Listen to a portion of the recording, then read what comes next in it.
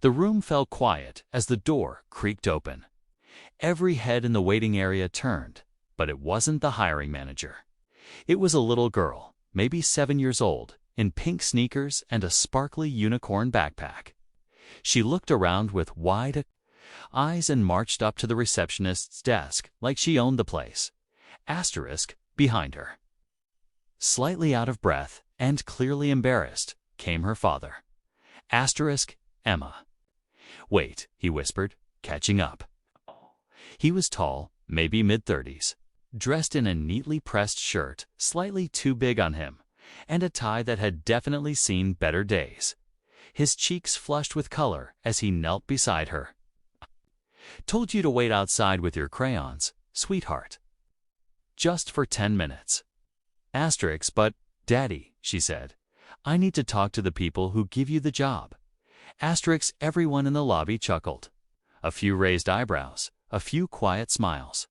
Asterisk, "I'm so sorry," the father said to the receptionist, picking Emma up.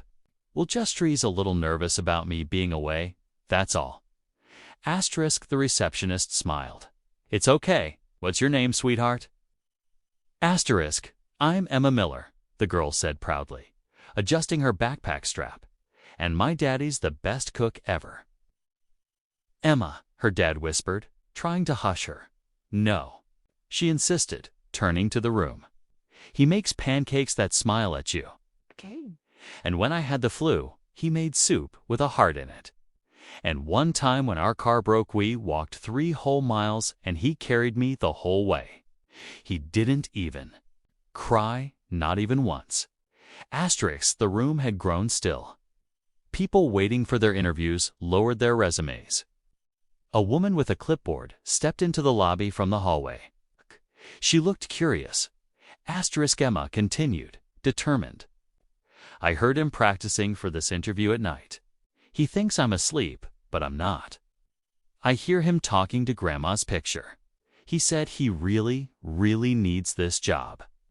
So if you're the boss," she said, turning to the lady with the clipboard, "can you please pick my dad? He deserves to be happy again." Asterisk, her dad tried to say something, anything, but no words came out. His eyes shimmered. Asterisk, the woman with the clipboard, knelt down. "Hi, Emma. I'm Laura. I am the boss. And I think I'd like to meet your daddy now, if that's okay." Asterisk, Emma looked up at her dad, grinned, and whispered, "Told you." Asterisk, the interview room was just down the hall, but in that moment, it felt like a whole world shifted. Asterisk, inside, Laura sat across from Mr. Miller, who, after a few deep breaths, managed to regain his composure. They talked about his skills, his background, the years he spent at the diner before it closed, and the culinary school he never got to finish.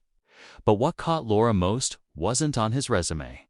It was in his eyes when he spoke about raising Emma alone, about learning to sew little dresses and braid ponytails, about budgeting school lunches and making birthday cakes out of pancake batter. Asterisk, at the end of the interview, Laura said, "I think you're the kind of person we need here, someone who shows up, who cares, who puts people first." Asterisk, he paused. "You're serious?" Asterisk, she smiled. "You've already passed the hardest interview of your life, being a dad." Asterisk, later that evening, they walked home hand in hand, Emma skipping beside him. When she asked if he got the job, he nodded slowly, his throat tight. Asterisk, I think we're gonna be okay, he whispered, and for the first time in a long while, he meant it.